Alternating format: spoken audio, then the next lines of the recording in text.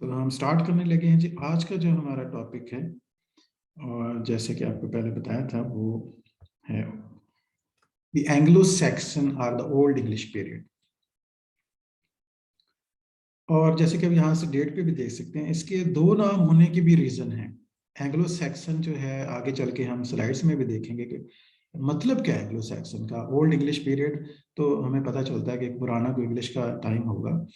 तो एक्चुअली ये वो टाइम है जब इंग्लिश रेस स्टैब्लिश होती है ब्रिटेन के आइलैंड के अंदर। ब्रिटेन का जो एरिया है, जो आइलैंड है, वहाँ पे एक्चुअली ये ट्राइब है एंग्लो एंड सैक्सन। इन दोनों के नामों को मिला के एंगल्स को और सैक्सन, ये दोनों कबीले थे। और इन दोनों के नाम पे ये डोमिनेंट है। और भी ट्राइब्स तो और भी थे, जूट्स भी थे, और भी जर्मैनिक ट्राइब्स थे, स्वीडिश स्वीड्स भी थे उनमें से। तो कुछ नॉर्वेजियन ट्राइब्स ने भी वाइकिंग जैसे के हैं, उन्होंने भी अटैक किया था इन आइलैंड के ऊपर। उनके भी कंट्रीब्यूशन है यकीनन इन सब के अंदर। लेकिन ये डोमिनेंट जो दो ट्राइब थे वो एंगल और सैक्सन थे। और अल्टीमेटली इंग्लैंड जो है वो एंग्लो लैंड के करीब हमें नजर आता है। यानी एंगल जो ट्राइब था वो सबसे ज्यादा डोमिनेट करता है, आज उसके नाम में भी हमें नजर आता है। तो इनका जो रफली एरिया है ना, स्टार्टिंग पॉइंट पे जो हिस्टोरियन हैं, जो क्रिटिक हैं, जो एक्सपर्ट हैं इस एरिया के, वो डिसएग्री करते हैं। स्टार्ट कोई एग्जैक्ट डेट नहीं दी जा सकती कि ये तब से ये स्टार्ट हो गया। तो बाकायदा से कोई इंडिपेंडेंस इन्होंने नहीं ली। जैसे पाकिस्तान 14 अगस्त 1947 को बना था, हमारे पास अपना स्टार्टिंग पॉइंट है कि उस रात जो है वो ऐलान हुआ कि कल से जी पाकिस्तान बन गया, ये इंडिया बन गया था साहब। तो ये इंडिपेंडेंस तो नहीं थी ना। तो इनका जो है वो डेट कोई फिक्स नहीं है। रफली जो है 410 to 1066 करते हैं, लेकिन 1066 इंपॉर्टेंट डेट है। यानी बिगनिंग के बारे में तो नहीं है क्लैरिटी, लेकिन जो टर्निंग पॉइंट है, जो टर्निंग ईयर है, जो टर्निंग इवेंट था 1066 में हुआ था, वो एक स्पेशल इवेंट है जिसके बाद एज चेंज हो जाती है। तो हमने आज 410 से 1066 में वो खास इवेंट तक एंड पे पहुंचना है। वो आपने नोट करना है कि वो क्या था जब ओल्ड इंग्लिश पीरियड खत्म होके मिडिल इंग्लिश पीरियड में कन्वर्ट हो जाएगा।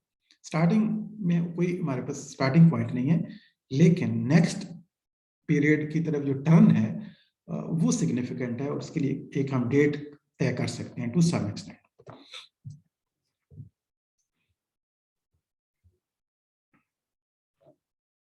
तो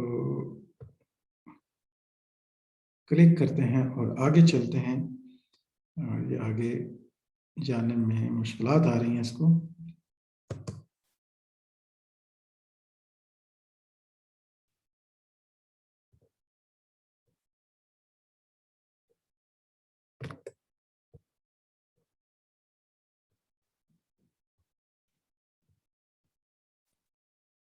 फिर वेट करें, ये सिस्टम लेट्स स्टार्ट अगेन। ये कुछ शेयर जो है वो डिफरेंट वाली स्क्रीन कर लेते हैं। ओके, ऐसे ठीक रहेगा, उस टाइम कुछ ना कुछ प्रॉब्लम आ जाता है।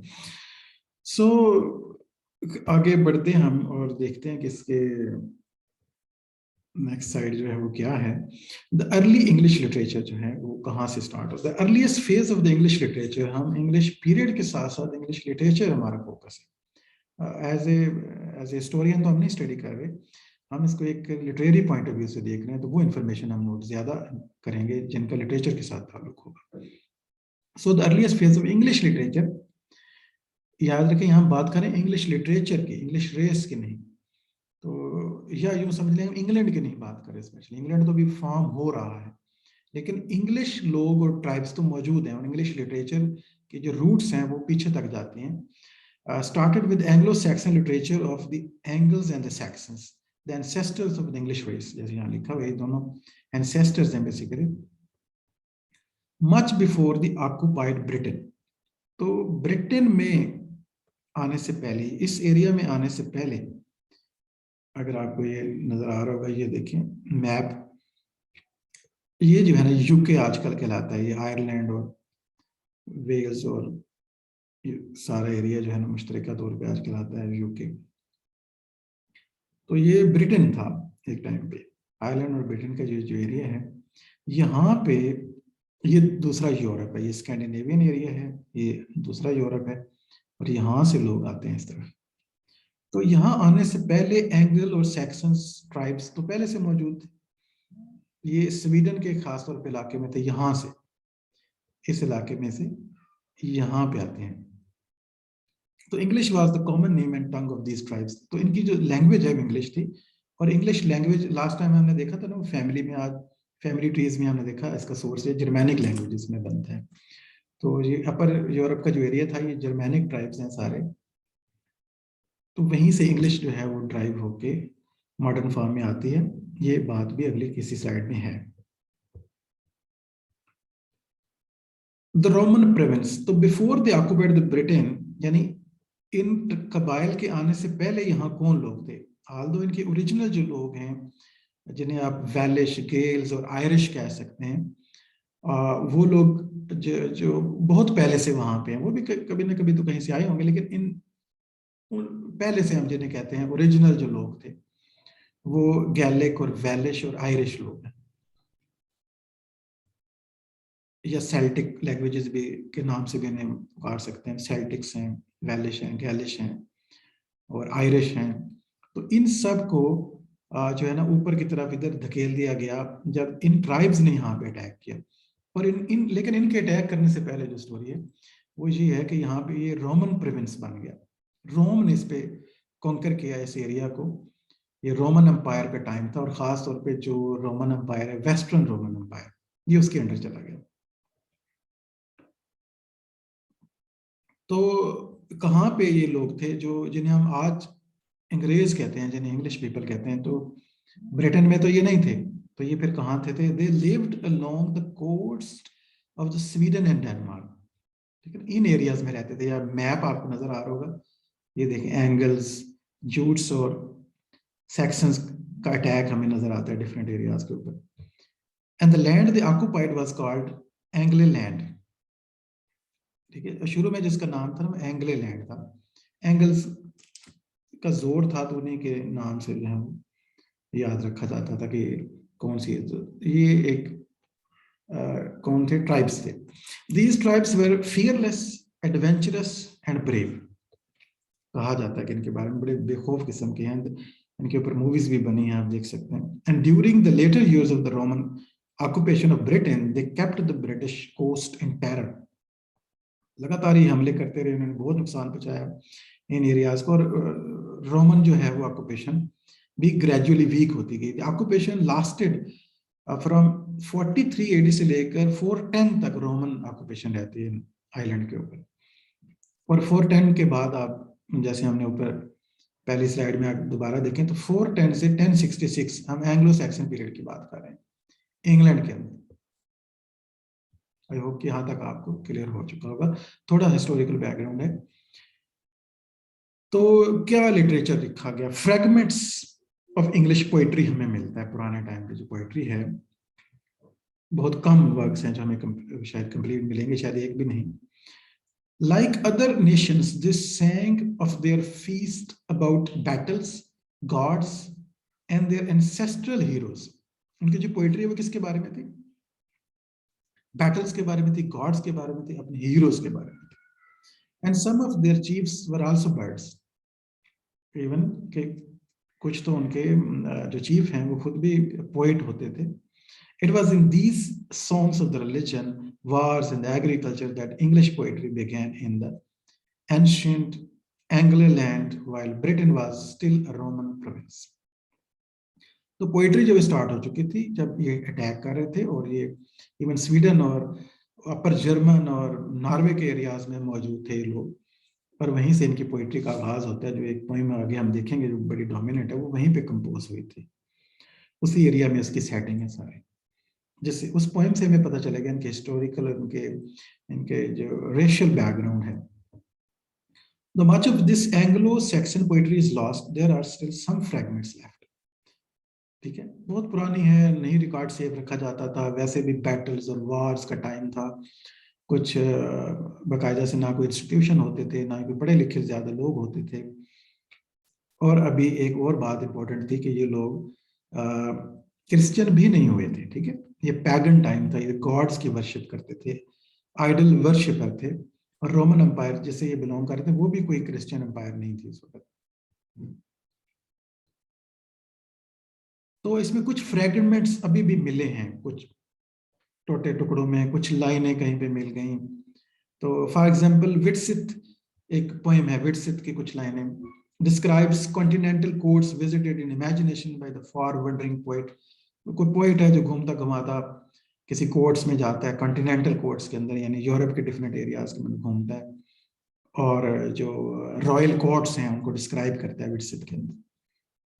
इस तरह वाल्डेयर है, tells us how Walter withstood a host of force. ठीक है, एक वार किस्म की पोएम है, वो बताता है कि किस तरह उसने मुकाबला किया। The splendid fragments called the fight of Finnsburg deals with the same favourite theme of the battle against fearful odds. तो ये भी एक बैटल पोएम है, ये भी फ्रैगमेंट में है, कुछ टुकड़ों में हमें अवेलेबल है, यानी चंद दिन की हमेशा कोई भी हमारे पास कंप्लीट पोएम जो है हमें नहीं मिलती है। इसी तरह जो है the complaint of door describe the disappointment of a lover. तो ये सारी फ्रेगमेंटेड किस्म की हमारे पास पोइट्री हैं, किसी में कम लाइन है, किसी में ज्यादा है, कोई ऐसी पोएम है हमारे पास नहीं है जो मुकम्मल हो। लेकिन हम सिर्फ ये याद रख सकते हैं कि फ्रेगमेंटेड पोइट्री में जो पोएम्स का जिक्र मिलता है, विट्सिथ, वॉल्टेयर, द फाइट ऑफ फिनिसबर्ग, बस द कंप्लेंट ऑफ डोर, अगर ये मेंशन हो तो हमें पता होना चाहिए कि ये इशारा कर रही हैं ओल्ड इंग्लिश में पैगन पीरियड की तरफ, जब वो क्रिश्चियनाइज नहीं हुए थे। और फ्रेगमेंटेड लॉस्ट पोइट्री है और इनके ऑथर्स के बारे में कोई पता नहीं है। लेकिन एक पोएम जो बहुत इंपॉर्टेंट है और जिस पे ऑब्वियसली आपका होम टास्क भी होगा कि एक पोएम जो आपने फिर पढ़नी है, इलियड, ओडेसी और एडिपस रेक्स को जैसे आपने पढ़ा था थोड़ा डिटेल में, तो बेवुल्फ जो है the most important poem of this period is Beowulf. अगर ओल्ड इंग्लिश से कोई सवाल आएगा तो बेवुल्फ ही पूछी जाएगी, 99% तो इसी की पोएम के बारे में ही बात होगी।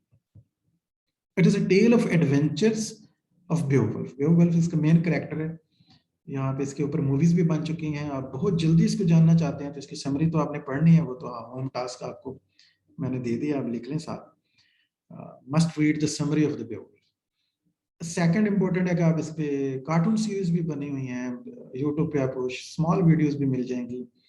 जब आप दोनों चीजें देख भी लेंगे, पढ़ भी लेंगे, तो जल्दी से इनके कैरेक्टर्स को आप देख सकते हैं, उनके क्या नाम है और क्या थीम चल रहा है। मोटी मोटी सी एक इंफॉर्मेशन आपने लेनी है इसके अंदर, डिटेल स्टडी नहीं करनी, ना ही ऑब्जेक्टिव में डिटेल स्टडी की जरूरत है। The hero who is a champion and slayer of the monster, वो कौन सी मॉन्स्टर को के साथ फाइट करता है, यकीनन ये आप बताएंगे और आप में से किसी पे कोई इसको प्रेजेंट कर देगा कल वाली क्लास में।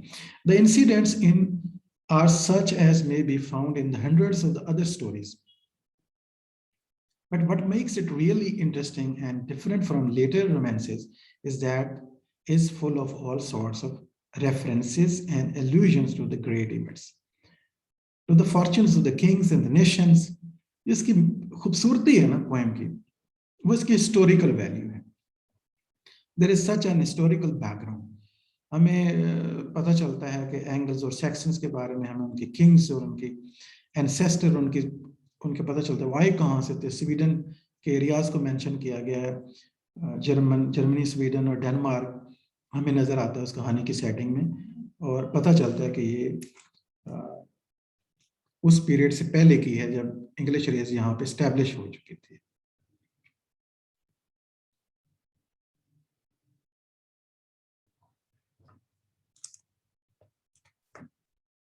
ओके, तो बेवुल्फ के ऊपर आपने क्या करना है कि इसकी समरी को ये टास्क साइड पे आप नोट कर लेंगे, ताकि हम जो है वो कल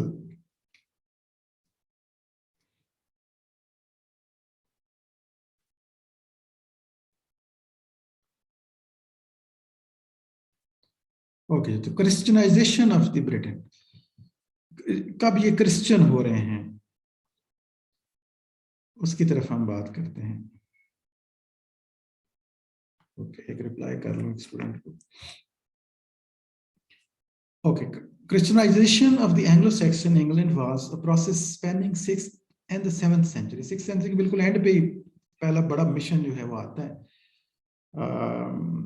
ग्रिगोरियन जो थे सेंट ग्रिगरी या जो प्रीस्ट ग्रिगरी थे, ग्रिगोरियन मिशन 597 में आता है एडी के अंदर.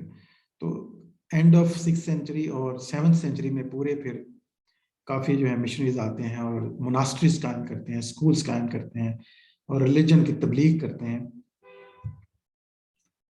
तो यहाँ पे जो है जो जो पैगन हैं एंग्लो सैक्सन्स नाउ, वो ऐसा ऐसा कन्वर्ट होना शुरू होते हैं क्रिश्चियन, एक और ग्रेजुअली फिर क्रिश्चियन वर्ल्ड के साथ ये कनेक्ट हो जाते हैं. After the Anglo Saxon embrace Christianity, the poets took up religious themes as a subject matter of their poetry.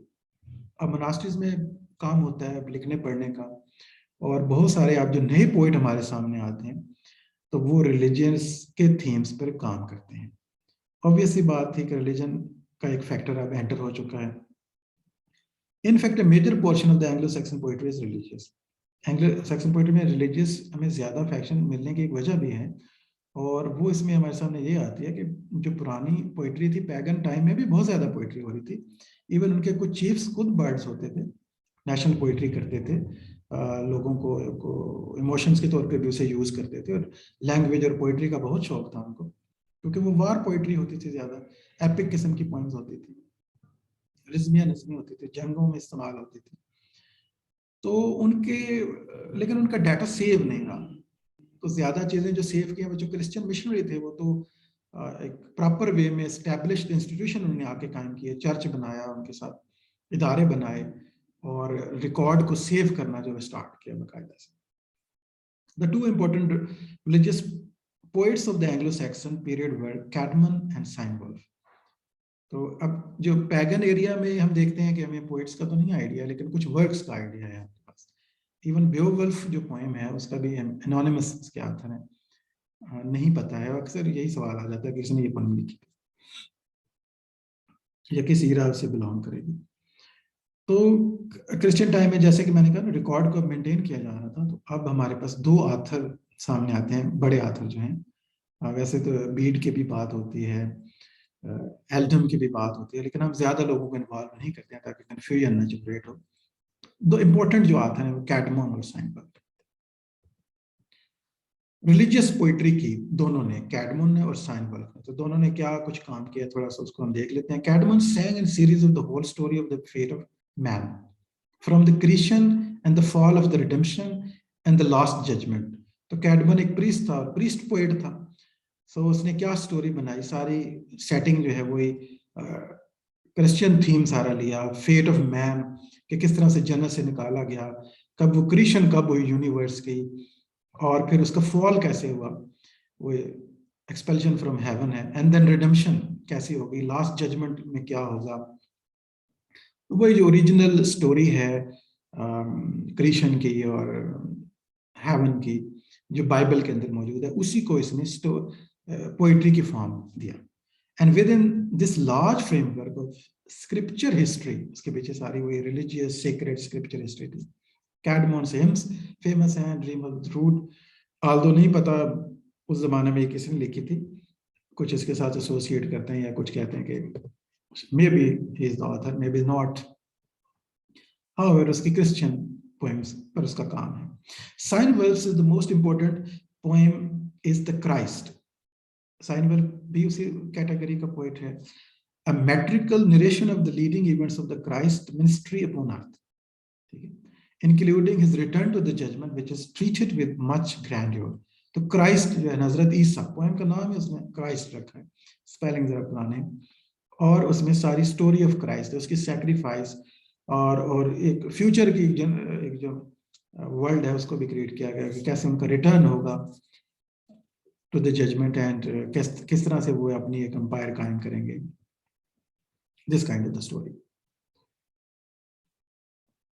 तो दो हमारे पास शायर हमें मिलते हैं. क्रिश्चियन एरा जब आता है तो ओल्ड इंग्लिश को हमने as far as poetry is concern हम इसे दो हिस्सों में बांट देते हैं. पैगन पीरियड है और एक क्रिश्चियन पीरियड है. तो क्रिश्चियन पीरियड में आता है कैडमोन और साइनवुल्फ हैं.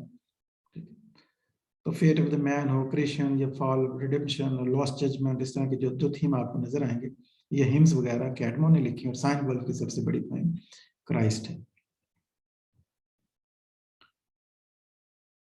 तो ओवरऑल कलर क्या था and theme of the old English period, अगर हम रखें रिलीजन की पोइट्री और नॉन रिलीजन की पोइट्री दोनों रख लें, तो हमें उसमें आल दो क्रिश्चियनाइज हो गई थी वर्ल्ड जो है, लोग जो है वो उन्होंने नया रिलीजन अडॉप्ट कर लिया था और अपनी जो नॉर्स मिथोलॉजी है वो छोड़ दी थी।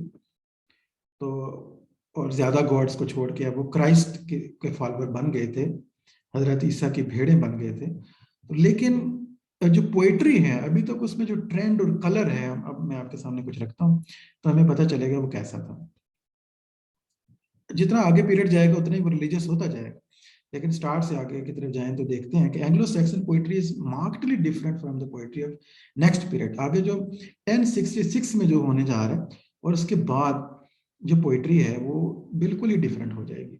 इसे मिडिल इंग्लिश कहते हैं, ये एंग्लो नॉर्मन पीरियड कहेंगे। ये एंग्लो सैक्सन पीरियड है, एंग्लो नॉर्मन हो जाएगा। पर it deals with the tradition of an older world. ये जो पोइट्री है इनके यहाँ ज्यादा जो ट्रेडिशन मिलता है ओल्डर वर्ल्ड के साथ ये ज्यादा attach and expresses another temperament in the way of living. It breathes the influence of wind and storm. ठीक है, इनके अंदर क्या नेचुरल एलिमेंट्स मिलते हैं, विंड एंड स्टॉर्म की बात होती है। It is the poetry of a Spain and a passionate people concerned with the primal things of the life, moody, melancholy and the fierce. ठीक है, ये इनके हमें इस तरह का टच मिलता है, yet with the great capacity of for endurance and fidelity। और बोल्ड वर्ड को भी अगर आप दोबारा देखें तो fidelity, endurance, fierce, melancholy, mood, तो प्राइमरी जो ओरिजिन ऑफ थिंग है और विंड और स्टॉर्म और नेचर और पैशन की जो बात है, ये सारा टच इनके अंदर जो पैगन पोइट्री थी उसका हमें नजर आता है डोमिनेंट टच। चाहे बाद में उनके थीम थोड़े रिलीजियस हो गए थे और जैसे जैसे टाइम आगे बढ़ता है तो हम देखते हैं कि वो ज्यादा रिलीजियस पोइट्री बन गई थी। ये सिर्फ समझने के लिए, आप इसमें कोई खास इंफॉर्मेशन नहीं है आपके लिए पेपर पॉइंट ऑफ व्यू से, सिर्फ बैकग्राउंड आपके जहन में होगा तो गेस करना आसान हो जाता है। जो ऐसी चीज है जिसे नहीं पढ़ा। उस जमाने में पोइट्री अगर लिखी गई तो प्रोज भी लिखी गई, हाल तो कोई ड्रामा और नॉवल नहीं लिखा गया ओल्ड इंग्लिश के अंदर, तो इंग्लिश प्रोज भी है। Anglo Saxon period was also marked by the beginning of the English pros. English pros अपनी बुनियाद रखी जाती है उसकी थ्रू द क्रॉनिकल्स। जो खास चीज लिखी गई वो हिस्ट्री थी क्रॉनिकल्स की फॉर्म में।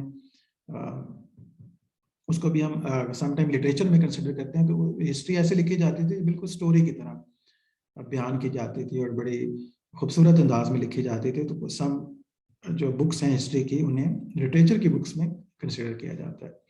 उनके प्लेयर और टेस्ट और फिगर ऑफ स्पीचेस का खूबसूरत इस्तेमाल और लैंग्वेज की खूबसूरत यूज की वजह से, which probably began in King Alfred's time, and through Alfred's translation from the Latin to a common available prose was established, which had all sorts of the possibilities in it।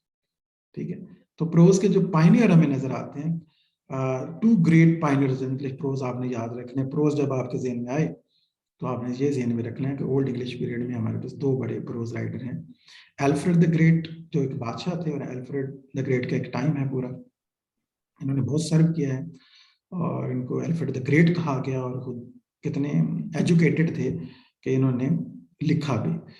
Pros जो लिखी है, the glorious king of the Wessex who translated number of Latin chronicles into English.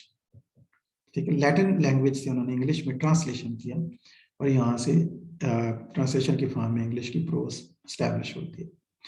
Second जो great author हैं वो हैं एल्फ्रिक। he was a priest, जैसे mostly ज्यादातर अब रिलीजन के लोग हैं, who wrote sermons in the sort of the poetic prose। तो उन्होंने इतनी खूबसूरती से सरमन लिखे कि हम उन सरमन्स को जो है ना यूज करते हैं एज ए कि वो प्रोज का एक सैंपल है। तो उन्होंने उसको ट्रांसलेट किया और इन्होंने इसको, तो बड़े हमारे पास ये ना दो आथर हम अगर इनको याद रख लें तो मोर देन इनफ होगा। उसके बाद जी इंग्लिश रेस हम बात करेंगे थोड़ी, पर उसके बाद the Angles and the Saxons first landed in England in the middle of the 5th century and by 6th, जैसे हम 410 की कुछ बात कर रहे थे, कुछ राउंड अबाउट यहाँ पे आना शुरू हुए, and bye 670 AD they had occupied almost the whole of the country. Unlike the Romans who came as conquerors, these tribes settled in England and made her their permanent home. They became therefore the ancestors of the English race. ठीक है, तो ये हमने बात कर दी थी, लेकिन चलें इसके एक्सप्लेनेशन ऑलरेडी हमारे पास हमने डिस्कस कर दिए कि कैसे ये सोर्स हैं, रूट्स हैं इंग्लिश रेस का। और ये खुद भी बाहर से ही आए थे अंग्रेज, जो आज इंग्लैंड में हैं, वो एक ज़माने में स्वीडन के इलाके से आए थे, डेनमार्क के इलाके से आए थे, नॉर्वे के इलाके से आए थे। कहाँ पे एंड होता है जी ओल्ड इंग्लिश पीरियड का, वो कौन सा अहम वाक़या है जहाँ पे ये सारी स्टोरी एंड हो जाती है इनकी? वो है the Anglo-Saxon king of whom Alfred the Great was the most prominent, ruled till 1066. ठीक है? When Harold, the last of Saxon kings, was defeated at the Battle of Hastings. ये सवाल के आने के बहुत चांस हैं, जैसे बेओवुल्फ पे क्वेश्चन आ सकता है आपको यहाँ से, और यहाँ पे 1066 के बारे में भी क्वेश्चन आ सकता है, बहुत ज्यादा चांसेस। तो ये बैटल ऑफ हेस्टिंग कब हुई थी, ये 1066 की क्या अहमियत है? तो हैरल्ड जो था, जो लास्ट सेक्शन किंग था, एंग्लो सैक्सन एंसेस्ट्री का आखिरी बादशाह हैरल्ड, उसको शिकस्त होती है एक लड़ाई में, and that is the battle of Hasting by William the Conqueror of Normandy. France से, जो अपर फ्रांस है, उसके नॉर्मेंडी प्रोविंस से एक बादशाह आता है, और उसकी विलियम द कॉन्करर के नाम से इसलिए याद रखा गया कि उसने कॉन्कर कर लिया था ब्रिटिश आइलैंड जो, और उसके इस कॉन्कर करने से ओल्ड इंग्लिश पीरियड का खात्मा हो जाता है। The Anglo-Saxon and the old period in English literature therefore extends roughly from 670, जब प्रॉपरली एस्टेब्लिश करते हैं 670 में, to 1100 यानी 1066, और फिर ज़ाहिर कुछ साल तो लग जाते हैं, एकदम से तो नहीं पीरियड स्टार्ट हो जाता, तो रफली 1100 के बाद जितना भी टाइम हम उसे मिडिल इंग्लिश में करें। The Anglo-Saxon period in Britain spans approximately the 6th century from 410 to 1066.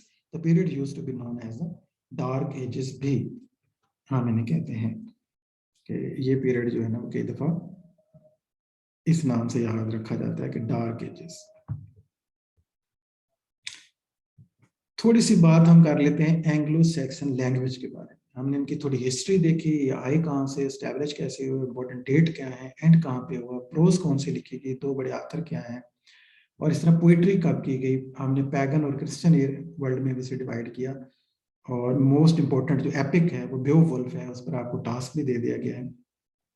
थोड़ी सी बात हम इसकी कर लेते हैं, एंग्लो सैक्सन लैंग्वेज, और ये थोड़ा सा आप जानते भी, लास्ट मैंने क्वेश्चन भी दिया था इसके ऊपर।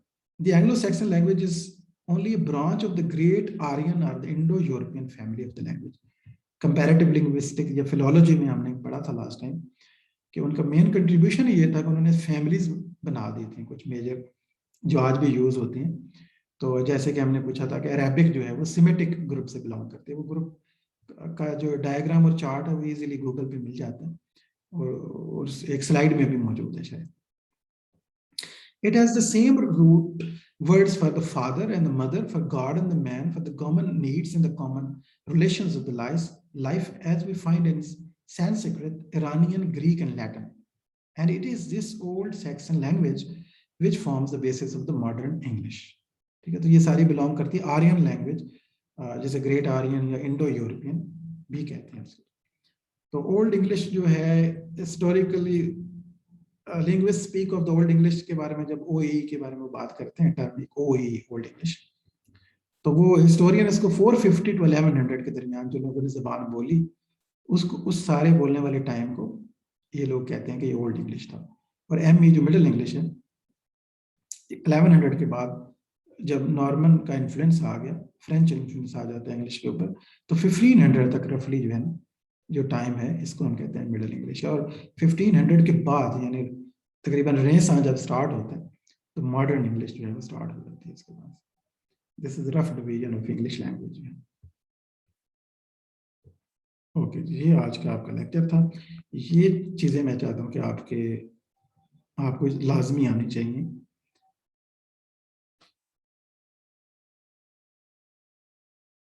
और हम शायद लेक्चर कोलैप्स कर जाएगा किसी भी में, वापस आते हैं तो आपके सवाल या कोई डिस्कशन वाली बात है तो उसको डील करते हैं।